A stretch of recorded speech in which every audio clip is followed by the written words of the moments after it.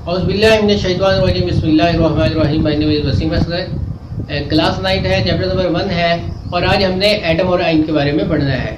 तो सबसे पहले एटम के बारे में ज़रा हम देख लें कि एटम जो है वो क्या है कि मादे का छोटे से छोटा ज़र्रा है, ठीक है।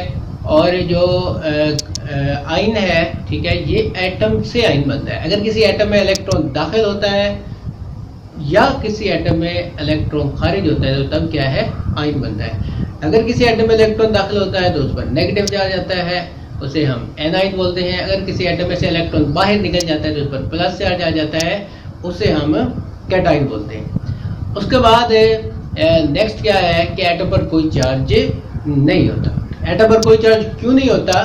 क्योंकि एटम में प्रोटॉन और इलेक्ट्रॉन की तादाद जो है वो बराबर होती है। अब हम लेक्चर की तरफ चलते हैं कि एटम क्या है कि ये एलिमेंट का सबसे छोटा ज़र्रा है, ठीक है। और जैसा कि हाइड्रोजन का एलिमेंट है, ऑक्सीजन का एलिमेंट है, तो क्या है कि ऑक्सीजन एक जैसे एटम पर मुश्तमिल होता है, तो ये हम कह सकते हैं कि ये एलिमेंट का सबसे छोटा ज़र्रा है। जबकि ये आयन क्या है कि ये आयोनिक कंपाउंड का छोटा यूनिट है। आयोनिक कंपाउंड कौन से कंपाउंड होते हैं? वो कंपाउंड जो आयन से मिलकर बनते हैं, ठीक है।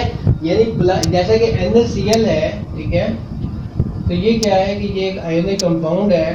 तो ये क्या हो गया कि ये आयोनिक कंपाउंड का सबसे छोटा यूनिट है, ठीक है।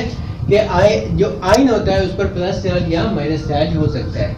उसके बाद एटम क्या है, आज़ादाना वजूद बरकरार रखता है।